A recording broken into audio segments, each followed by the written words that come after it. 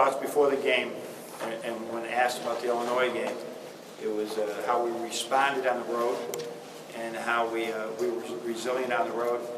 And then we had to face more adversity with Karras' injury, and they responded again. That tells me a lot about this team, and you know, you only can handle so much of different things, but boy, they came out with great energy, togetherness, and we had a heck of a first half. So, and then it sort of carried us, you know, we got enough to start the second half. That was where you worry. You come out, you're up 20, they can drop to 14 in no time, and then you could be in this game. We got away from them up to 30, and then we didn't play well down the stretch, but that's to be expected. You can't play well for 40 minutes. You'd like to, it very rarely happens. Mark, what's Karras' injury and how severe? You know, we don't know all the specifics. I know you'd like me to know specifics, so I don't want to speculate on what we don't know yet. I think in time we'll know more. Well, the concern is obviously these 2 foot things. The same foot, is it related to potentially related to? I think we'll know more as soon as we start putting things out there. Then we'll be talking about things that we don't know yet.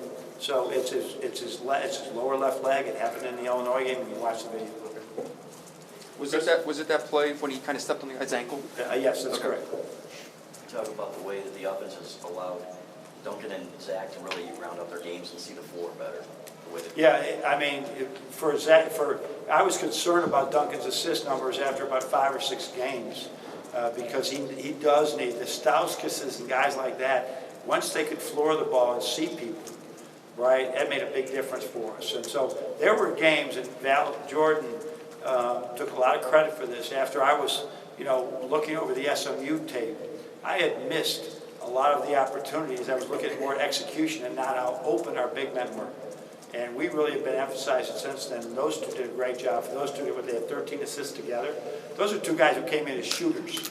And now they get 13 assists. That's a large number.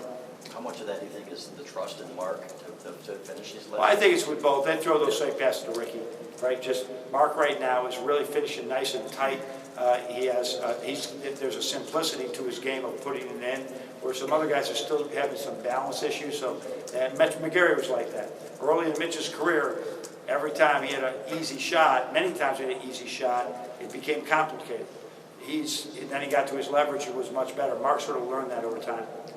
In the back of TV with Justin. Coach, I'd have to imagine that shooting 66% from 3 is a coach's dream, but what does it do for this confidence of this team when they have a game where they seemingly can't? Well, we came off several games like that. And so, I mean, that's what we don't want to be just that team. We want to give people a lot of different things they have to guard.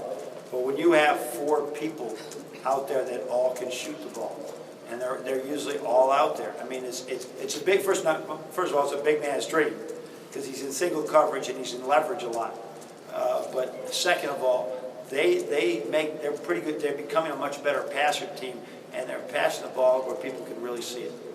They can see the basket. They have good balance. Stay right there with Jacob. Players were telling us that they didn't really know until right before the game that Karras wasn't going to play. Is there anything you kind of tell them or any kind of different plan of attack that you have to convey to them that they need to do without Karras in the game? Well, the players knew yesterday. The media did not know, but they're just doing what they're told. Everybody's zippered up while we figure out what this is. So they were aware he didn't practice the last couple of days while we just tried to treat it and see where it was going. Is there anything you told them to do differently knowing that Karras wasn't going to be in the We had to have more energy than we've ever had. We had to have guys just going out there and playing just play basketball. You watch how we play through Karras a lot. We weren't going to play through people as much. We had to just play basketball, and we were beautiful at it. Back over here with Chris. So about how Muhammad played in his place, and he made a couple of hoops there that kind of stopped the bleeding early, and then another one late that reverse layup. Yeah, that's 7-0. It didn't look good to start, did it? And it looked like we were obviously missing a very important player. But Muhammad hit a tough 3, and followed by Duncan with a tough 3, and all of a sudden 7-6, and it's all right. And then just Zach has just been gaining more and more confidence every day in his all-around game, which is, once again, came in as a shooter. Now he's more than just a shooter, but that's still a thing that he's got great balance. He's feeling it, really helping us when we got, like I said, that 4th guy out there. 4 guys can score. Right with Kelly. things are obviously working on the outside with all the three-pointers, but not with Donnell on the inside, and I'm going to Donnell more. How do you think, do you think that they just weren't looking for him on the inside, or why do you think that? Well, a lot of our picking, we're not throwing the ball to Mark Donnell and say, go to work, big fella. He's playing off leverage. And so we've found who our team is, and we're trying to put them in schemes that they're comfortable at seeing him. You can run a lot of things, right? But they got to be comfortable, and some of our guys can make certain passes, some can't. So we scheme and try and figure out, all right, how can we get this guy in this position and get Mark where it's an easy basket? Because he isn't complicating things. He's nice and tight to the rim. He's not trying to dunk things. He's just doing a really good job with it. Right here, Tony. Coach, what did you see from Derek early on? Yeah, I think sometimes what happens to players when they lose their other backcourt, either they're trying to do too much, or they're trying to they lose some confidence early, and so that's why we sat him. And Andrew Dockage just did a wonderful job. We went ahead during that time. So just one of those games where he had some spurts. He made 2 huge threes, right, in the second half and the first half, and he had 3 assists. Unfortunately, he turned the ball over, which is not like him, and it probably impressed him a little bit more knowing that his running mate, his really good friend, was not here. And with Dockage, what? Brendan asked this question to a couple of the players, but what does he do? That we don't see, on the stat sheet. Well, one of the things is his energy that he brings to the team. He is a true point guard. He sees the floor really well, and now. When you're on the scout team, what I think I've learned is that when you're on the scout team, usually we give the team more than 30 seconds. We got to guard them all 30, and they don't get pressed. And he can have a lot of time to do things. Now, when that clock is clicking, he's got to be able to get into our action quicker.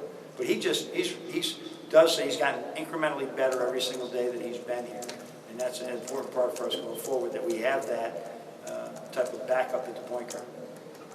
The threes came easily, but it seemed like Duncan kind of changed the game with those 3 in a row. Is that something that even though he just gets those 3 and doesn't get any more, he's that weapon where in that moment he can change the flow? Yeah, how is Mark Donnell getting open is we're putting Duncan in situations where the typical help guy would be helping onto Mark, but he's not going to help off Duncan.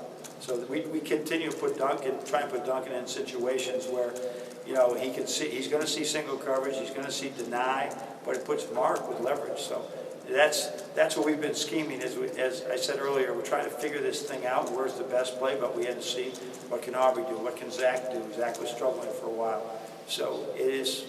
Hopefully we keep putting it together. But I think the key to all this, guys, is our defense. While this team isn't a great offensive team, they're a good offensive team. They went up to Colorado, lost by 1 point. Right? There was another very, very close game. They played a really good team, and they can score points. And our defense is getting better and better every day. And Zach's bought in. Derek did not have a good offensive game. Derek had a great defensive play on Shep Garner, who is he hit 8 threes against Boston College in their win at Boston College. So that's been a key. We'll go to Chris and then to Brett.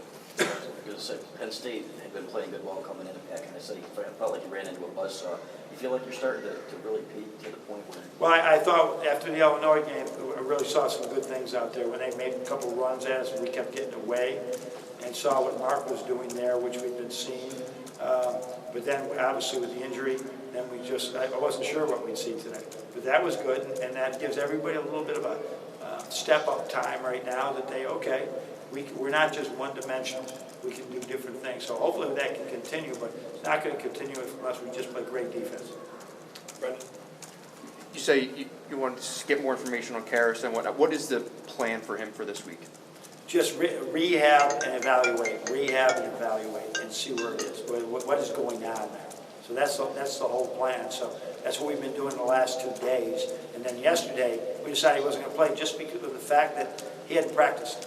Right? And so we said, let's go. Let's based on what happened last year, we're trying to be cautious. But rehab, evaluate. Has he had an x-ray? He's had all kinds of information coming his way. Okay. And when you mentioned the defense and how much better it is, why would it be better going against a team, obviously a big challenge in Purdue coming up that's kind of similar physically, size-wise, things like that. to other games you lost? Why would the defense be different in this game? Hopefully, we're not getting beat off the bounce like we were in some games, and then just like SMU, or beat off the pass too, like SMU and Connecticut, where everybody's in help coverage and they're just laying it in. But that will be a big issue. That will be a big issue. I'm sure we had a sellout crowd here tonight. We'll probably have a sellout at Purdue, and that place will be rocking and rolling. And they do what we don't do well. They rebound. So we got our challenges, and we have to find a way to balance what they do well with what we do well.